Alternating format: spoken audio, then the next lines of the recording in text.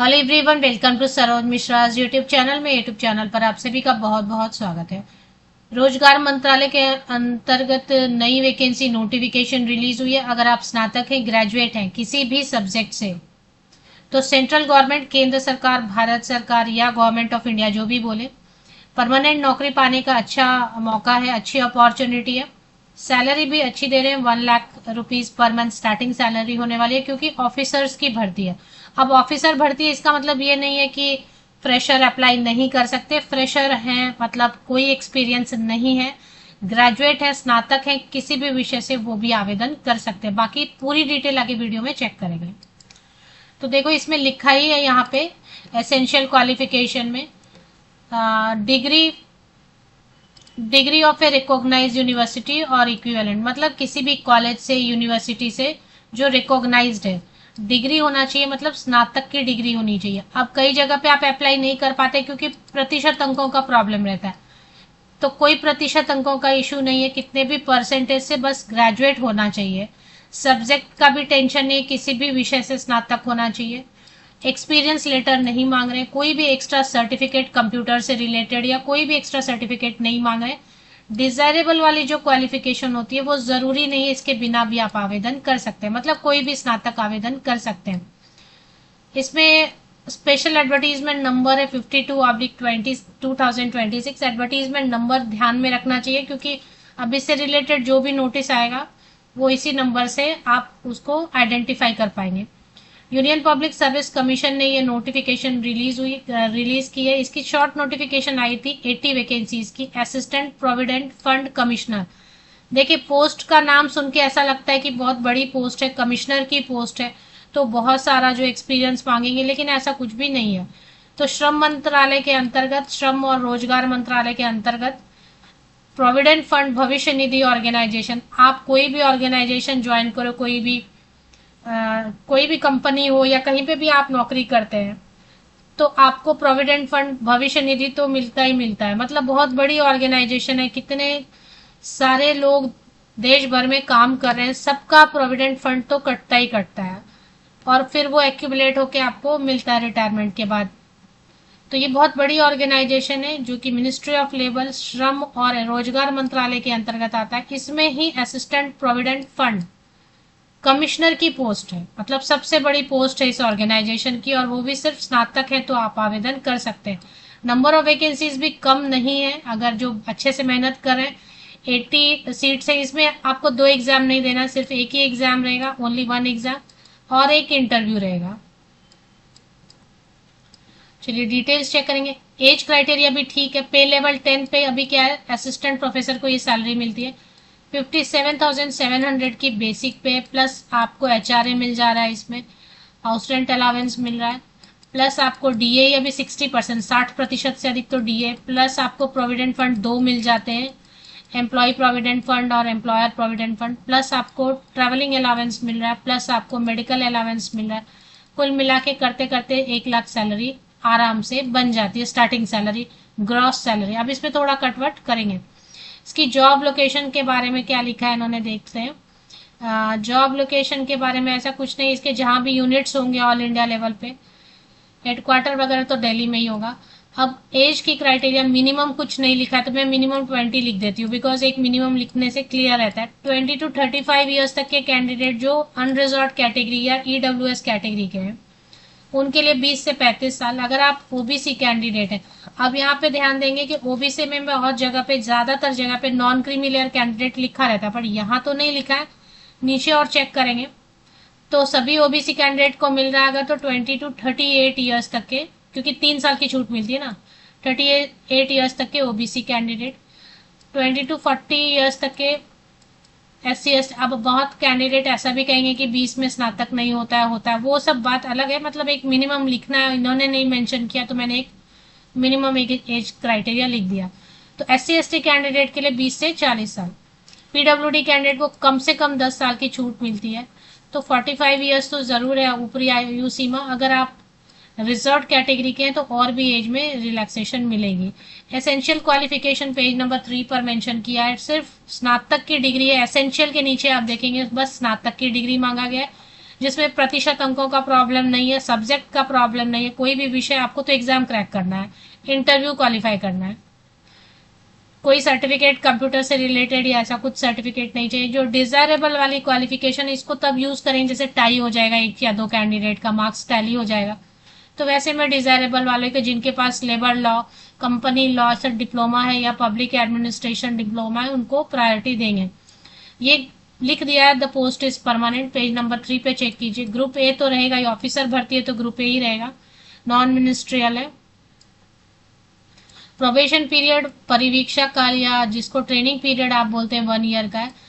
The post carries all India service liability, पूरे देश भर में जहां पर भी ऑल इंडिया लेवल पर, आप देखें पोस्ट कितनी बड़ी है, कमिश्नर की पोस्ट है। ऑर्गेनाइजेशन कितनी बड़ी है, प्रोविडेंट फंड, तो प्रोविडेंट फंड ऑर्गेनाइजेशन में कमिश्नर बनना, तो ऑल इंडिया लेवल पर कंपटीशन होगा और जहां पर भी आपको इसके यूनिट्स होंगे वहां पर आपको काम करने का मौका मिलेगा। न्यू दिल्ली में ऐसे तो हेडक्वार्टर है, बट जरूरी नहीं है कि न्यू दिल्ली में ही मिले, जहां भी यूनिट्स होंगे वहां पे आपको प्लेसमेंट मिल सकती है। तो इसमें 22 अगस्त से, मतलब अभी मैं वीडियो बना रही है 21 अगस्त को, तो ऑनलाइन एप्लीकेशन upsconline.nic. मैं आपको दिखा दूंगी एक्टिवेट कहाँ पर होने वाला है। अभी जब मैं वीडियो बना रही हूँ तो लिंक एक्टिवेटेड नहीं रहेगी, बट इसी वेबसाइट पे आएगी लिंक। 11 सितंबर 2026 तक, 11 सितंबर 2026 तक आप अप्लाई कर सकते हैं। अब इसमें भारत का नागरिक होना, ये सब चीज़ें ठीक है। Minimum essential qualification, all applicant must fulfil the essential. अब ग्रेजुएट होना बोला है तो ग्रेजुएट होना जरूरी है। अब कोई कहेंगे कि पढ़ाई कर रहे हैं वगैरह, वैसा नहीं।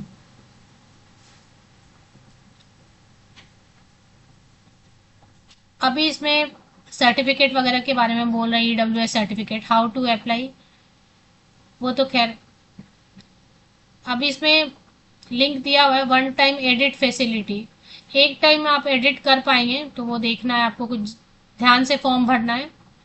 मैं सीक्वेंस में आगे बढ़ रही हूँ, सो दैट महिलाओं के लिए अलग से कोई, फीमेल कैंडिडेट के लिए अलग से कोई भी रिलैक्सेशन एज में नहीं, आयु सीमा में।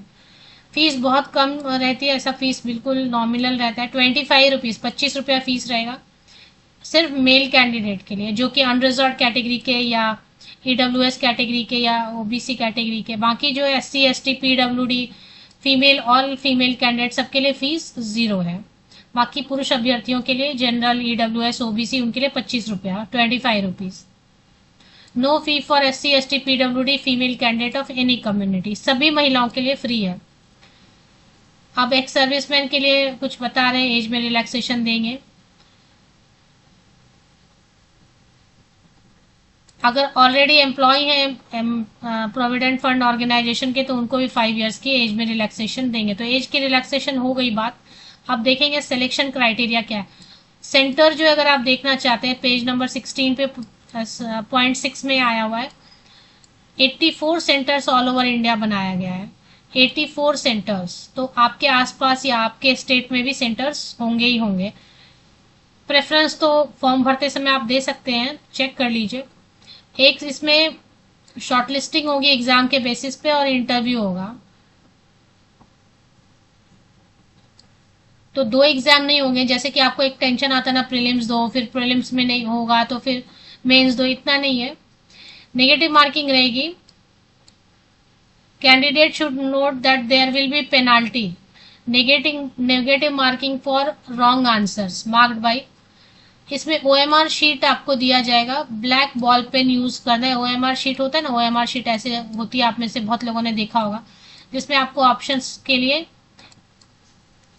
4 सर्कल्स देंगे। अब इसमें से सही आपका जो भी आंसर रहेगा उसको ठीक से सही तरीके से ब्लैक करना होगा। ऐसा भी नहीं कि बाहर चला जाए, ऐसा भी नहीं कि अंदर में ठीक से फिल नहीं हुआ। तो जो सही आंसर रहेगा, सही सर्कल वाले को ठीक से फिल करना है। ब्लैक बॉल पेन सिर्फ यूज करना है। तो आपको ऑफलाइन मोड में एग्जाम होगा, ऑनलाइन नहीं होगा। और बाकी इंस्ट्रक्शंस लिखे हुए हैं। चलिए, इसका सिलेक्शन के लिए जो इन्होंने बताया होगा, अपेंडिक्स 1 पेज नंबर 23 पे स्कीम है। 2 घंटे का एग्जाम होने वाला है। सभी क्वेश्चन को बराबर मार्क्स रहेंगे। क्वेश्चन हिंदी में भी रहेंगे, अगर आप हिंदी में पढ़ के आंसर करना चाहते हैं तो वो भी ठीक है, अगर इंग्लिश में पढ़ के आंसर करना चाहते हैं ठीक है। सभी के सभी ऑब्जेक्टिव टाइप, मल्टीपल चॉइस या फिर आप वस्तुनिष्ठ प्रश्न बोल सकते हैं। 1/3 मार्क, एक ही मार्क्स का रहेगा सभी क्वेश्चन, तो 1/3 मार्क्स कट होंगे आपके क्वेश्चन से। सिलेबस है, जनरल इंग्लिश पूछेंगे, Indian culture, heritage, freedom movements पूछते हैं, वैसे तो लिखा नहीं है लेकिन स्पोर्ट्स, प्राइजेस वगैरह भी पूछते रहते हैं। Development issues, present trend in Indian economy, economic से रिलेटेड थोड़ा पूछेंगे। भारत के संविधान से रिलेटेड पूछते ही हर एग्जाम में। कंप्यूटर से रिलेटेड बेसिक, जनरल साइंस जो आपका 5 to 10, 5वीं से 10वीं तक का साइंस पढ़ लीजिए, ज्योग्राफी, हिस्ट्री, कंप्यूटर, मैथ्स 5वीं से 10वीं तक का आप पढ़ लीजिए, सब हो जाएगा। इसके अलावा मेंटल एबिलिटी के लिए कोई बहुत सारे बुक्स आते हैं। Industrial relations, labour codes and social security in India, accountancy and auditing and insurance का थोड़ा प्रश्न पूछेंगे तो वो थोड़ा आपको पढ़ना पड़ेगा।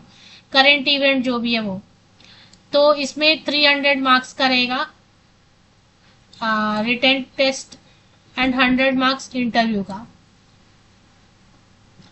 तो 2 घंटे का एग्जाम होगा, 300 मार्क्स का क्वेश्चंस रहेगा। तो इतना ही है। इसमें आपको स्टैंडर्ड ऑफ सुटेबल, हाँ इंटरव्यू के लिए किसको बुलाएंगे, general and EWS candidate 50 marks, 50 जो है ना कम से कम लाना होगा। और इसी तरीके से ओबीसी कैंडिडेट को 45 या अबव, SC ST PWD को 40 अबव।